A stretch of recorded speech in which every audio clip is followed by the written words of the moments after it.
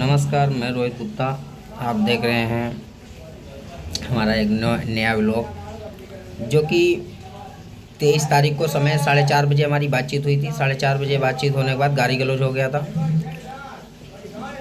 जो कि हमारी दुकान से हम श्यामा कुमार शर्मा की दुकान के पास बैठे थे, वहाँ आके गाली गलौज हुआ। गाली गलौज होने के बाद में 23 तारीख, 24, 25, 26 को हमारे खिलाफ़ एफआईआर लिखी गई। एफआईआर लिखने के बाद में जो कि 6-7 महीने में एफआईआर 2-3 लिखी गई लगातार हमारे खिलाफ़, क्योंकि बस एक ही धारा है 323, 504 गाली गलौज। मतलब जिससे भी मेरी गाली गलौज अगर तनिक भी बातचीत होती है तो मेरे खिलाफ़ एफआईआर लिखी जाती है। अगर मतलब कोई मेरी दुकान पे सौदा लेने आए या बातचीत हो जाए, अनमन हो या पहले से कोई अनमन हो, अगर उसने प्रार्थना पर दे दी तो हमारे खिलाफ़ एफआईआर 100% लिखी जाती है।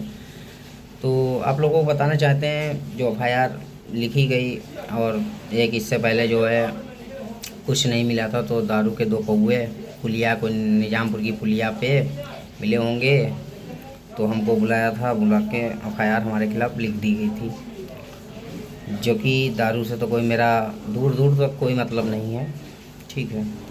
और फर्जी एफआईआर लिखी जाती है, और किसी से पुरानी रंजिश हो या मतलब अनमन हो, कोई हम पे खिसियाता हो या हम उस पर खिसियाते हों, तो मतलब प्रार्थना पत्र देने की देरी है, एफआईआर लिखने की देरी नहीं है, तुरंत आदेश हो जाता है हमारे खिलाफ़। क्योंकि कुछ अधिकारी ऐसे भी हैं, बढ़िया व्यक्ति हैं, कुछ अधिकारी ऐसे भी हैं जो पता नहीं क्या खुन्नस रखे रहते हैं, जो तुरंत एफआईआर लिखी जाती है हमारे खिलाफ़। एफआईआर लिखने के बाद में जो है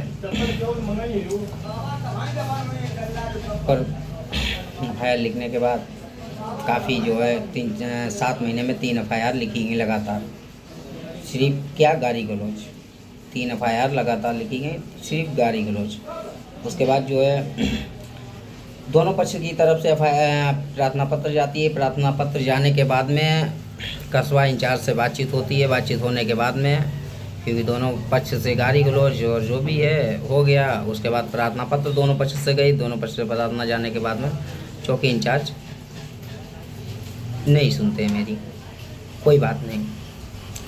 उसके दूसरे दिन आदेश हो जाता है कि एफआईआर लिखो, इनके खिलाफ़ अपराधी बनाओ।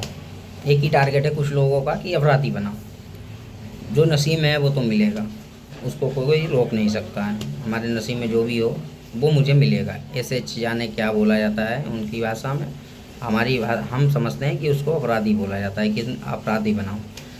तो यही टारगेट है लोगों। तो एफआईआर लिख जाती है, आदेश हो जाता है, एफआईआर लिख जाती है। कुछ लोगों का टारगेट है वो पूरा होने का है। देखो, मेरे नसीब में जो होगा वो मुझे मिलेगा, इस बात से कोई मुझे शिकायत नहीं है।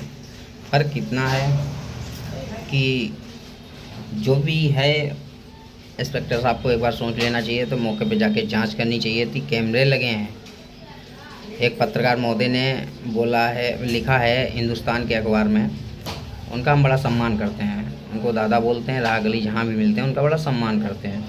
तो उन्होंने लिखा है, सुधीर के 2 पुत्र जाके डंडो लाठी से दुकान पे जाके हमला किया, जो कि मेरा छोटा भाई जो उत्तू है वो नाबालिग है, मौके पे था नहीं।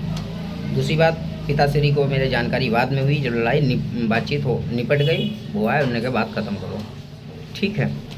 तीसरी बात, जहाँ पे मेरी लड़ाई हुई है वहाँ गली में आके एक बार मौके की जांच करते, जानकारी कर लेते 4 लोगों से, उसके बाद में एफआईआर का आदेश कर देते, मुझे इतनी तकलीफ़ नहीं होती। और जहाँ की बात कर रहे हो कि हमने दुकान पे जाके, हमारे घर से लेके वहाँ तक कैमरे लगे हैं, उनके घर, उनकी दुकान तक, ठीक है, लगे। हमारी दुकान पे भी सामने है, वो चल नहीं रहे हैं, बबलू मिश्रा मेडिकल के, वो चल नहीं रहे हैं। तो एक बार जानकारी जांच के विषय से जांच करके उसके बाद एफआईआर लिखी जाती, मुझे कोई तकलीफ़ नहीं होती। हाँ, उसमें ये तो हो जाता है कि सही और गलत क्या है, डायरेक्ट आप जाएँ, एप्लीकेशन दे दें, आदेश करा लें, तुरंत अब एफआईआर का आदेश हो जाता है, इंस्पेक्टर साहब आदेश कर देते हैं। मुझे अफसोस नहीं है इस चीज़ की। चलिए, मान लीजिए वो थाना प्रभारी हैं और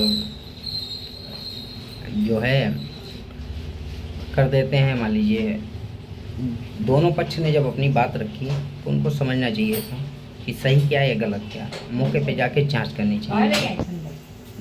चाहिए थी, पर ऐसा नहीं हुआ। मेरे खिलाफ एफआईआर लिख गई। जय जय श्री राम। फिर मिलेंगे अगले वीडियो में आप सबको।